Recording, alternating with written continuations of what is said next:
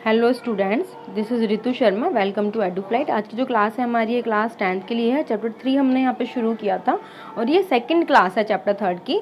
Last class में हमने introduction part किया था जो कि बहुत इंपॉर्टेंट है इस चैप्टर को करने के लिए। तो अगर आपने वो वीडियो नहीं देखी तो उस वीडियो को जाके देख लेना। मैं चैप्टर 3 की प्लेलिस्ट का लिंक ही आपको प्रोवाइड करा दूंगी सीधे इसमें डिस्क्रिप्शन बॉक्स में। और इससे पहले हम चैप्टर 1 और चैप्टर 2 भी कर चुके हैं यहाँ पे, क्योंकि तो अगर आपने वो वीडियोस नहीं देखी हैं तो उनका लिंक भी आपको डिस्क्रिप्शन बॉक्स में ही मिल जाएगा प्लेलिस्ट का। वहाँ से जाके आप सारी वीडियोस को एक्सेस कर सकते हो। तो शुरू करते हैं आज का डिस्कशन। लास्ट क्लास में हम लोग चैप्टर 3 शुरू किया था, राइट। मैंने बताया था कि जो इसका नाम है इतना बड़ा सा, pair of linear equation in two variable, इसका मतलब क्या होता है एग्जैक्टली, ठीक है। और फिर इसको हम कहाँ पे हम कहाँ पे यूज करते हैं, ठीक है। तो हमने एक एग्जाम्पल देखा था बिस्किट और नमकीन वाला, आई होप क्लियर हुआ होगा आप लोगों को। और इसकी स्टैंडर्ड फॉर्म क्या होती है linear equation in two variable की। Okay, pair of linear equation in two variable, तो दो पेयर है यहाँ पे, दो वेरिएबल है जो क्या है, लीनियर है, ठीक है। उसके बाद मैंने आपको ये भी बताया था कि अगर हम इन्हें सॉल्व करने जाएंगे तो दो मेथड होते हैं सॉल्व करने के, एक तो एल्जेब्रिकली और एक ग्राफिकल मेथड होता है इसका, ठीक है। एक ग्राफीय विधि होती है और एक बीजगणितीय विधि होती है। तो आज की क्लास में हम क्या देखेंगे, ग्राफिकल मेथड। मतलब अगर इसी क्वेश्चन को मुझे ग्राफ बना के सॉल्व करना होता तो कैसे करते, तो इसी एग्जाम्पल को हम कंटिन्यू करेंगे। 4 बिस्किट 2 नमकीन एंड 2 बिस्किट 4 नमकीन, और इसी के बेसिस पे देखेंगे कि यही आंसर हमारा आता है या नहीं, कि बिस्किट 5 रुपए का और नमकीन 10 रुपए की। ओके, देखो ग्राफ बनाना हम लोगों ने 9th क्लास में भी सीखा हुआ है। ओके, ग्राफ बनाना हमने 9th में भी सीखा, वहां पे भी हमने चैप्टर 4 में पढ़ा था linear equation in two variable. लेकिन वहां पे क्या होता था, हमारे पास एक ही लाइन होती थी और ये हमारा ग्राफ होता था, ठीक है। ये हमारा ग्राफ होता था। वो लाइन कभी ऐसे चली गई है ना, कभी ऐसे चली गई, या एक ही लाइन होती थी वहां पे हमारे पास। लेकिन यहाँ पे हमारे पास कितनी इक्वेशन है, 2 इक्वेशन होंगी। तो लाइन के जो आपके केसेस है वो क्या, दो इक्वेशन बनेंगी एक ही ग्राफ पे। तो हो सकता है आपकी लाइन ऐसे चली जाए एक दूसरे को इंटरसेक्ट करती हुई, है ना। या फिर ये ग्राफ है, आपकी एक लाइन गई ऐसे और एक लाइन चली गई ऐसे, ठीक है। तो देखो यहाँ पे इंटरसेक्ट करे पर यहाँ पे इंटरसेक्ट नहीं कर रही, पैरेलल नहीं है दोनों लाइन। या फिर एक केस ये भी तो हो सकता है ना आपका, कि ये लाइन गई आपकी और दूसरी लाइन भी इसी के जस्ट ऊपर चली गई, ठीक है। तो 3 तरीके से हमारा ग्राफ बन सकता है। ये डिपेंड करता है हमारी इक्वेशन पे कि हमारी इक्वेशन कैसी है। तो इनको बोलते हैं इंटरसेक्टिंग लाइंस, यानी कि प्रतिच्छेदी रेखा। क्या बोलते हैं इसको हम, प्रतिच्छेदी रेखा, ठीक है। इसको हम क्या बोलते हैं, पैरेलल लाइंस, यानी lines are parallel, parallel lines, या फिर समांतर रेखा। ओके, और इसको हम क्या बोलते हैं, कोइंसाइड लाइंस, यानी कि लाइंस आर कोइंसाइड, रेखा है संपाती है, संपाती रेखा। ओके, तो इंटरसेक्ट मतलब इंटरसेक्ट कर रही है, प्रतिच्छेद कर रही है। पैरेलल मतलब एक दूसरे के पैरेलल है, कभी भी एक दूसरे को कट नहीं करेंगे। और कोइंसाइड मतलब एक के ऊपर एक, जो एक लाइन है वही दूसरा है। तो इसको हम डिटेल में पढ़ेंगे। पहले हम सारे केसेस को देखते हैं कि ये केसेस कब कब आते हैं हमारे, ठीक है। कब, ये तो ग्राफ बनाने के बाद ही पता चलेगा हमें कि ये लाइंस कैसी होंगी, या फिर जो भी मेथड होता है मैं आपको बताऊंगी। लेकिन अभी फिलहाल इतना समझ लो कि हमें ग्राफ बनाना है। आपको क्या आना चाहिए, ग्राफ बनाना आना चाहिए। ओके, ये मैंने थोड़ा सा हिंट दे दिया कि 3 तरीके से आपको ग्राफ जा सकता है। तो अगर ऐसे ना जाए, ऐसे ये जाए, तो हमें डरना नहीं कि हमारा ग्राफ गलत हो गया, ठीक है। ये 3 तरीके से लाइन जा सकती है। इसका अगर और कोई भी तरीका हो कि ये 4th तरीके से भी जा सकती है लाइन, तो प्लीज मुझे बताना कमेंट बॉक्स में। ओके, तो शुरू करते हैं। देखो एग्जाम्पल वही है कि आप शॉप पे गए, आपने 4 बिस्किट खरीदे, 2 नमकीन खरीदी, आपने 40 रुपए पे किए फिर शॉपकीपर को। अब यहाँ पे फिर आप दोबारा गए तो आपने 2 बिस्किट और 4 नमकीन खरीदी और आपने 50 रुपए दिए। लेकिन दोनों ही केसेस में आपको ना ये नहीं पता लग पाया कि आपकी एक बिस्किट कितने का था और एक नमकीन कितने की थी। उसको आपको क्या करना है, फाइंड करना है। तो आपको यहाँ पे फाइंड क्या करना है कि एक बिस्किट की कॉस्ट कितनी है और एक नमकीन की कॉस्ट कितनी है। ओके, वो हमें नहीं पता यहाँ पे। तो जब नहीं पता तो उसको क्या कर लो, लेट कर लो। क्या कर लो, लेट कर लो। तो यहाँ पे आप लिखो लेट, यानी माना कॉस्ट ऑफ अ बिस्किट, यानी एक बिस्कुट की कीमत बराबर x रुपए। आपने क्या मान लिया कि x रुपए का आ रहा है बिस्किट, भाई पता तो है नहीं। एंड कॉस्ट ऑफ अ नमकीन, एक नमकीन का जो पैकेट है आपका, यानी कि तथा एक नमकीन की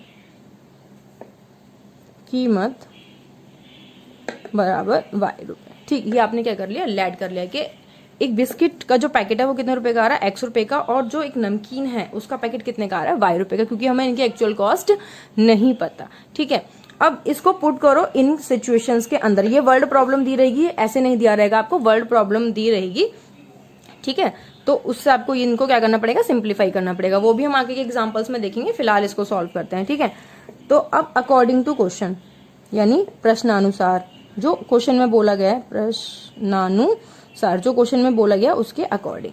तो क्वेश्चन में क्या था, 4 बिस्कुट। ठीक है, अब हमने ये माना है कि एक बिस्किट की कॉस्ट कितनी है, x रुपए है, तो 4 बिस्कुट कितने के आएंगे भाई, 4x के, मल्टीप्लाई कर देते हैं। अगर मैं बोलूं 4 बिस्किट है और एक बिस्कुट 5 रुपए का है, तो 4 कितने को, 20 रुपए के, आपने मल्टीप्लाई किया है ना। लेकिन हमें नहीं पता यहाँ पे कि वो 5 का है या 10 का, हम बोल के चल रहे कि वो x रुपए का है। तो चारों बिस्किट की कॉस्ट निकालो, यहाँ पे चारों बिस्किट और 2 नमकीन मिला के तो 40 रुपए के आए थे ना भाई।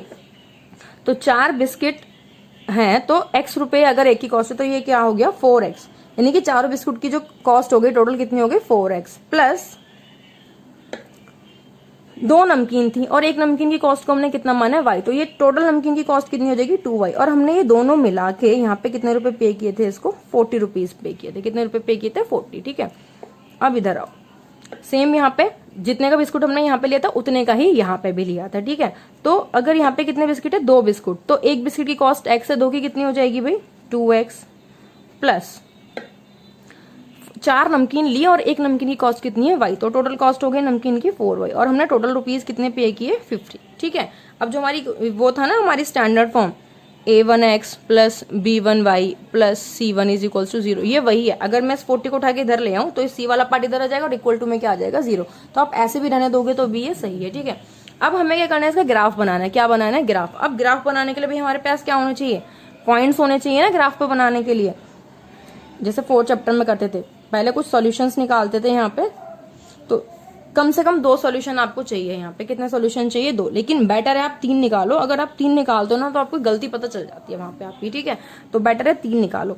अब मेरे हिसाब से आपको जैसे भी करना है आप कर सकते हो, जो आपको मेथड ठीक लगता है पॉइंट्स निकालने का। मुझे जो सबसे ठीक मेथड लगता है, एक बार x को 0 पुट करो और एक बार y को 0 पुट कर दो और तीसरा सॉल्यूशन निकालने के लिए कुछ और पुट कर दो, इजीली आंसर आ जाता है। ठीक है, जैसे कि अगर मैं बोलूं put x is equals to 0, x को कितना पुट कर दिया हमने, 0, तो अब इसको पुट करो यहाँ पे 4 into 0 plus 2y is equals to 40। अब देखो ये कितना हो गया, 0 हो गया ना यहाँ पे, प्लस में 2y इज इक्वल्स टू 40। 0 को तो कोई मतलब नहीं है, क्या बचा हमारे पास, 2y बचा है ना, तो 2y इज इक्वल्स टू 40। तो y की वैल्यू कितनी आ गई, 40, 2 मल्टीप्लाई में था, कहाँ गया, डिवाइड में, कैंसिल हुआ 20। यानी कि जब हमने एक 0 पुट किया हमारी y की वैल्यू कितनी आई है यहाँ से निकल के 20। ओके, और एक बार अब की बार x को 0 पुट किया तो एक बार y को कर लो, put y is equals to 0, तो जहां जहां y है हम क्या पुट कर देंगे, 0।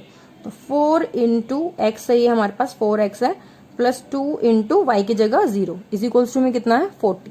ठीक है, तो ये 4x प्लस में 0 इज इक्वल्स टू 40 और x इज इक्वल्स टू, ये 4 मल्टीप्लाई में कहाँ जाएगा, डिवाइड में, 40 अपॉन में 4 कैंसिल हुआ, कितना आया, 10। ठीक है, हमने जब y को 0 पुट किया तो हमारा x कितना आया, 10 आया। ओके, अब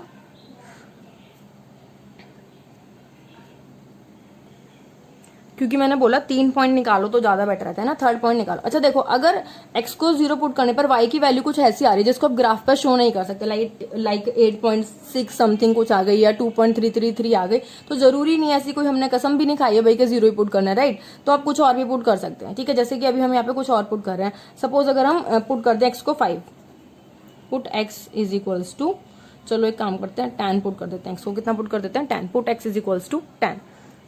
अच्छा 10 नहीं पुट करेंगे क्योंकि 10 तो यहाँ पे हो गया, कुछ और पुट करते हैं क्योंकि x को हम 10 वैल्यू x की एक्चुअली आ चुकी है। सपोज x को हमने पुट कर दिया 4, कितना पुट कर दिया, 4। ठीक है, कुछ भी पुट कर सकते हो, 4 5 जो मन करे, मैं 5 नहीं पुट कर रही हूँ जानबूझ के, बताऊंगी आगे क्यों। ठीक है, 4, तो x की वैल्यू आ गई आपकी 4। अगर आप पुट करो तो 4 इंटू 4 इज इक्वल प्लस में 2y इज इक्वल्स टू 40।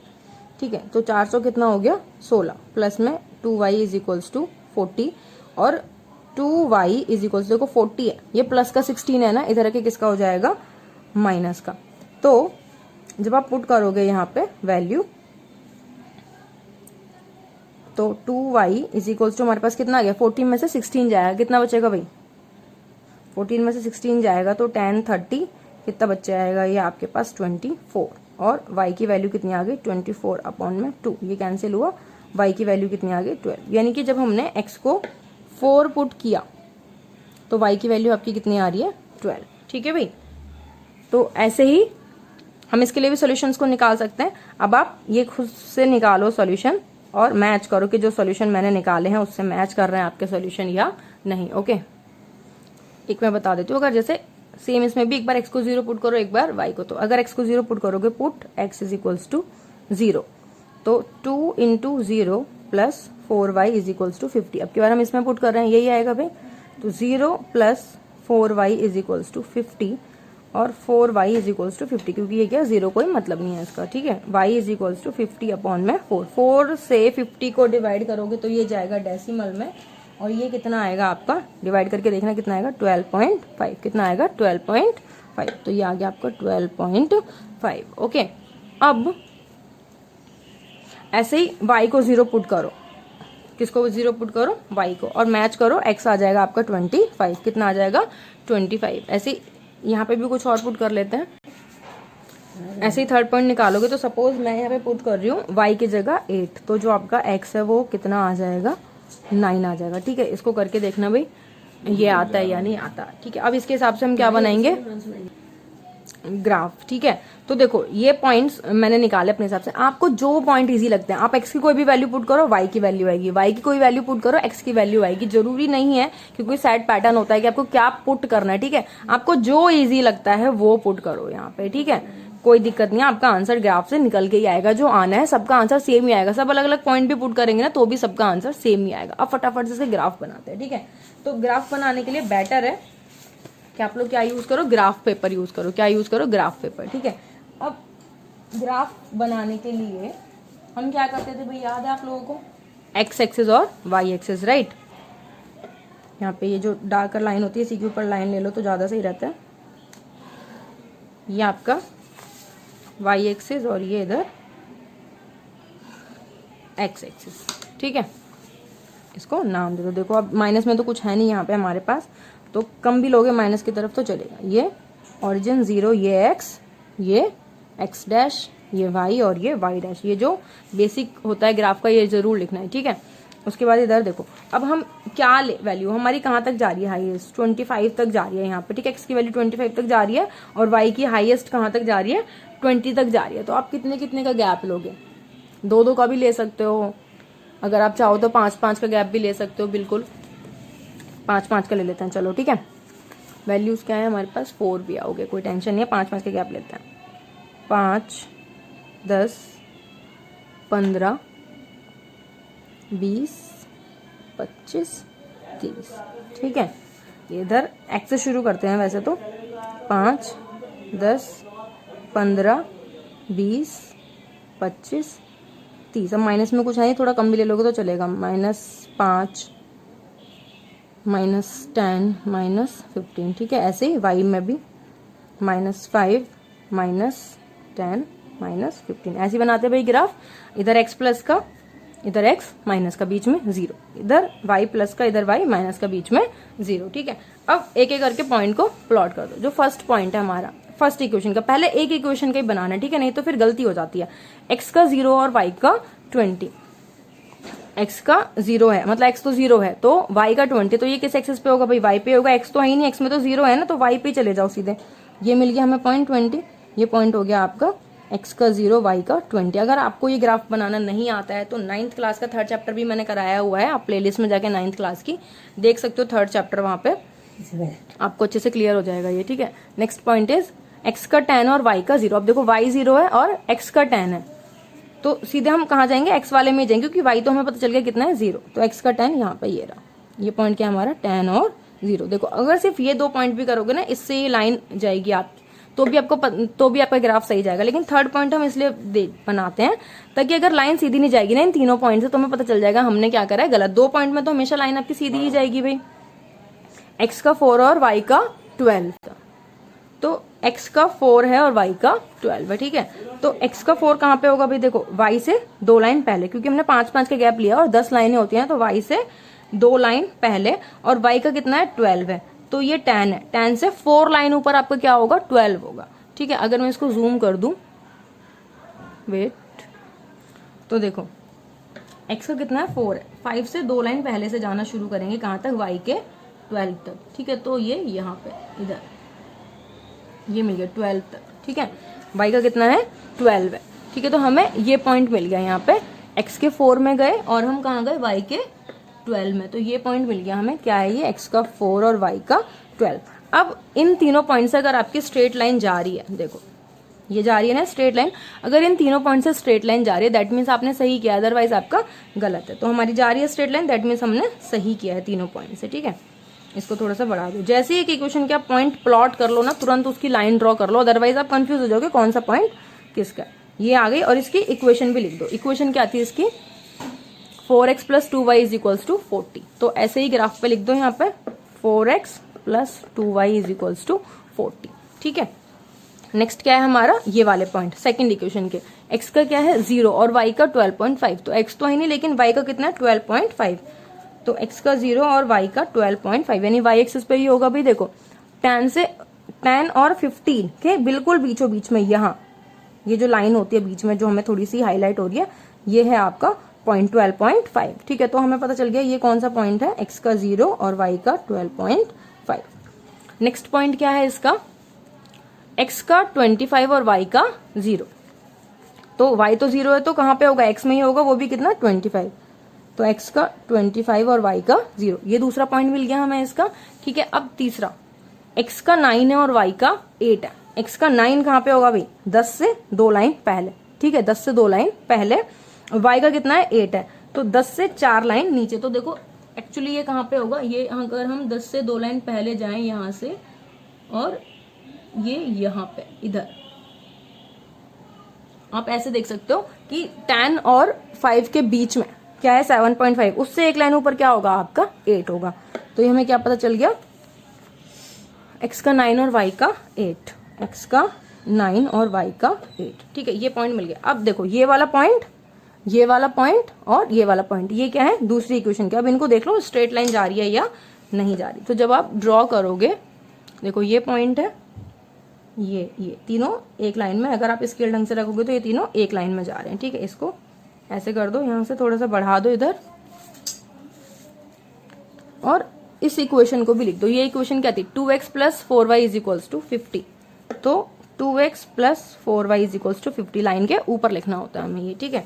अब हमने ग्राफ बना लिया। अब हमें तो लेकिन इसका क्या चाहिए था, आंसर चाहिए था। क्या चाहिए था, आंसर, सॉल्यूशन चाहिए था। तो जहां पे ये दोनों लाइनें एक दूसरे को क्या करती हैं, इंटरसेक्ट करती हैं। क्या करती हैं ये दोनों लाइनें एक दूसरे को इंटरसेक्ट करती हैं, वो क्या होता है हमारा सॉल्यूशन। ये क्या है हमारा सॉल्यूशन, जहां पे ये दोनों लाइनें एक दूसरे को क्या करेंगी, कट करेंगी, वही क्या हमारा सॉल्यूशन है। अब ये दोनों लाइनें कट कहाँ कर रही हैं एक दूसरे को, जब आप ग्राफ बनाओगे तो देखो ये x के 5 पे कट कर रही हैं और y के 10 पे। तो जो हमारा सॉल्यूशन आया वो क्या है, x का 5 और y का 10, ठीक है। अगर आप ये पॉइंट यहाँ पे पुट भी करते, x का 5 और y का, अगर x 5 पुट करते तो y 10 ही आता है यहाँ पे, ठीक है। तो जरूरी नहीं है कि जो पॉइंट आपने पुट नहीं किया वहां पे कट करेंगी, किसी भी पॉइंट पे बस हमें ये देखना लाइंस कहाँ पे कट कर रही है, जहां पे ये कट करेंगी वही क्या होता है हमारा सॉल्यूशन होता है, ठीक है। तो इस तरीके से ग्राफ की हेल्प से हम क्या निकालते हैं, सॉल्यूशन। तो हमसे पूछा था इसने कॉस्ट ऑफ अ नमकीन, तो यहाँ पे आप आंसर दोगे कि cost of a biscuit = 5 rupees and cost of a नमकीन = 10 रुपीज, ठीक है। कैसे पता चला हमें, जहां पे हमारा ग्राफ क्या था, इंटरसेक्ट कर रहा था, जो यहाँ पे इंटरसेक्ट कर रहा था जिस पॉइंट पे, ये ठीक है, वो ही हमारा क्या था आंसर, ठीक है। तो ये वाला केस हमने देखा कि इंटरसेक्टिंग जब लाइन होती है तो किस तरीके से सॉल्यूशन निकालते हैं। नेक्स्ट क्लास में हम पैरेलल और कोइंसाइड लाइन के लिए करेंगे। तो आई होप जितना भी हमने किया है ये समझ में आया होगा आप लोगों को।